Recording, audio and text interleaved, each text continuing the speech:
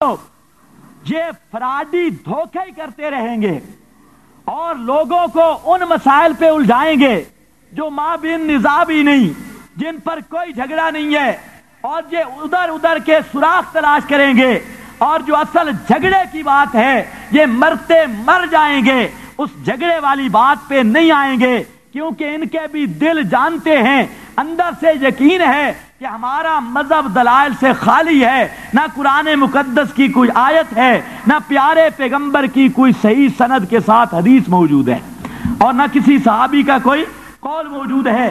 اس لیے یاد رکھنا، یہ مولوی بیچارے ادھر ادھر کی باتیں کرتے ہیں، اور جہاں سے بھی آتے ہیں شروع کرتے ہیں جی ہمارا مذہب قرآن میں ہے۔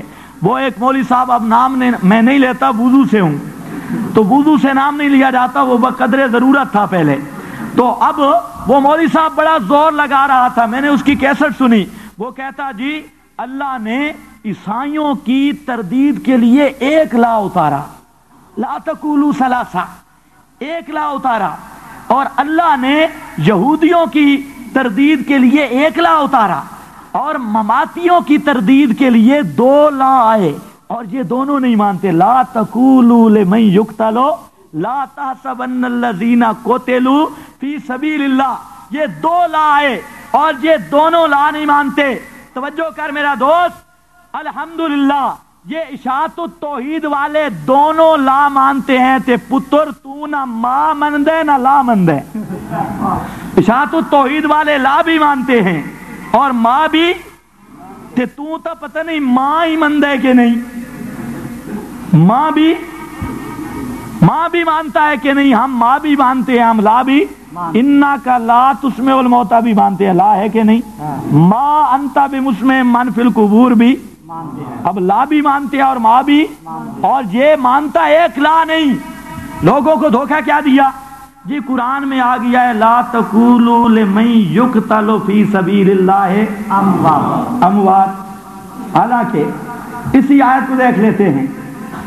میں الحمدللہ پکا سنی ہوں، اہل سنت والجماعت کا قانون ہے کہ قرآن مقدس کی تفسیر کے 4 طریقے ہیں: تفسیر القرآن بالقرآن، تفسیر القرآن بالحدیث، تفسیر القرآن باقوال الصحابہ، تفسیر القرآن باقوال التابعین۔ قرآن مقدس کا معنی یا تو خود قرآن بتائے گا، یا پیارے پیغمبر بتلائیں گے، یا میرے محبوب کے صحابہ بتلائیں گے، یا تابعین بتلائیں گے۔ آدرا سن، لوگوں کے سامنے پیش کرتا ہے لا تقولوا لمن یقتل فی سبیل اللہ اموات۔ آج میں اس کا بھی فیصلہ کیا دیتا ہوں کہ یہ تیری دلیل بنتی ہے یا میری دلیل بنتی ہے۔ اب مولوی صاحب کا دعویٰ کیا ہے؟ مولوی صاحب کہتا ہے جی قتل چونکہ جسم ہوتے ہیں تو زندہ بھی چنانچہ جسم ہوتے ہیں۔ قتل کون ہوتا ہے؟ توجہ ہے کہ سو گئے ہیں، قتل کون ہوتا ہے تو زندہ بھی کیا ہوتا ہے؟ اب یہ مولوی صاحب کا ڈھکوسلا ہے۔ مولوی صاحب کہتے ہیں قتل جسم ہوا تو زندہ بھی کیا ہوگا؟ جسم ہوگا۔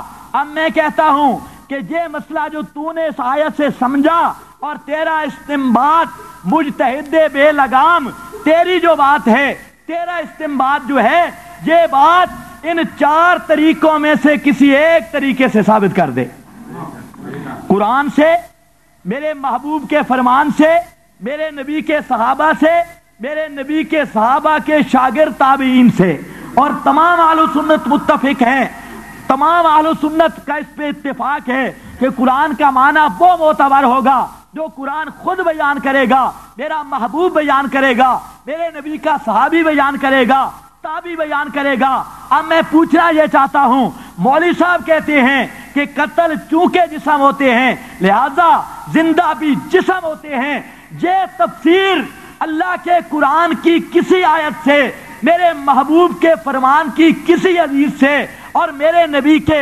صحابہ کرام میں سے کسی ایک صحابی سے ثابت کر دے، تیرا میرا جھگڑا ہی ختم۔ لیکن قیامت آ جائے گی، ملا صاحب نہیں کہے گا، کیونکہ مولوی صاحب کے پاس نہ قرآن ہے، نہ حدیث ہے، نہ صحابی کا فرمان ہے، اور نہ کچھ۔ یہ کہتے ہیں کالا کالا بٹا کل بار ہیں، اندر اندر کالا کالا، اندروں بھی چونکہ کالا تے باہروں بھی، اندروں باہروں ایک جیا ہو گیا۔ اس لیے وہ کہتا ہے کہ قتل چونکہ جسم ہوتے ہیں تو چنانچہ زندہ بھی. تو ایک جواب تو میں نے پہلے بھی غالباً کبھی دیا تھا. میں نے کہا مولوی صاحب سے پوچھو کہ خروج ری سے وضو ٹوٹتا ہے یا پریشر لیک ہونے سے جس طرح وہ رام کے ہو گیا تو وضو وہ ناقض وضو ہے. تو اب مسئلہ یہ ہے کہ خروج ری سے وضو ٹوٹ جائے تو منہ کو کیوں دھوتے ہو؟ توجہ ہے؟ اس کا کوئی قصور ہے؟ ہاتھوں کو کیوں دھوتے ہو؟ پاؤں کو کیوں دھوتے ہو؟ بھائی وضو کہاں سے ٹوٹا ہے؟ اور دھوتے منہ ہو، دھوتے ہاتھ ہو، دھوتے پاؤں ہو، کوئی عقل کی بات ہوتی ہے؟ تو جواب آتا ہے شریعت کہتی ہے. تو میں بھی کہتا ہوں بھائی میں تو مجبور ہوں، میں نے عقل کا کلمہ نہیں پڑھا، میں نے محمد الرسول اللہ کا کلمہ پڑھا ہے صلی اللہ علیہ وسلم.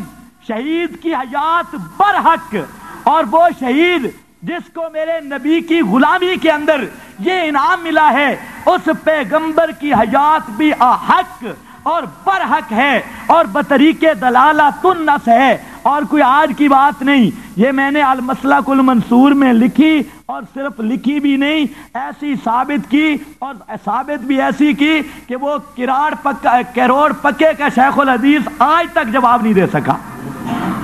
جو اتحاد اہل ستھن دا امیر ہے، ان کا امیر تھا، آج تک جواب نہیں دے سکا. پتہ نہیں کس غار میں چھپ گیا. اس کی تقریر کا جواب المسلک المنصور، وہ قیامت تک ان پہ قرض رہے گی. اور جب بیچارے دیکھتے ہیں تو شرم آ جاتی ہے کتاب دیکھنے کے ساتھ. پتہ نہیں اس نے کتاب نے ان کے ساتھ کیا کیا ہے. کتاب دیکھتے ہی انہیں شرم محسوس ہونے لگ جاتی ہے. آخر وہ کتاب مطالبہ کر رہی ہے، آخر میرا جواب تو دو. لیکن اس نے کبھی جواب دیا بھی نہیں اور قیامت تک دے گا بھی نہیں. توجہ ہے؟ آج یہ کر رہا ہوں، دین عقل کے تابع نہیں. علی مرتضیٰ فرماتے ہیں اگر دین رائے کے تابع ہوتا تو موضوع پر جو مسح کرتا ہوں نیچے کی طرف سے کرتا، لیکن میرے محبوب کا حکم ہے اوپر سے کرنا ہے مسح. اگر رائے کا معاملہ ہوتا تو مسح کہاں سے ہوتا؟ نیچے سے. اس لیے میرے بھائی یہ تیری عقل کا مسئلہ نہیں ہے، میری عقل کا مسئلہ نہیں ہے، یہ عالم غیب اور عالم برزخ کا مسئلہ ہے. اور اس میں بات چلے گی رب کے قرآن کی یا میرے مدنی کے فرمان کی، میرے نبی کے صحابہ کی. اب ذرا سن قرآن مقدس کی تفسیر اہل و سنت کے اصول کے مطابق سن. تمہیں میں سمجھاؤں اہل و سنت کون ہوتے ہیں اور دلائل کس چیز کا نام ہے. قرآن نے ایک مقام پہ کہا لا تقولوا لمن یقتل فی سبیل اللہ اموات. اللہ فرماتے ہیں جو میرے راہ میں قتل کیے گئے ان کو مردہ نہ کہو، بل احیاء، بلکہ وہ زندہ ہیں. ولکن لا تشعرون، لیکن زندگی ایسی ہے. لیکن یہ شبو کے جواب کے لیے آتا ہے. اللہ فرماتے ہیں زندگی ایسی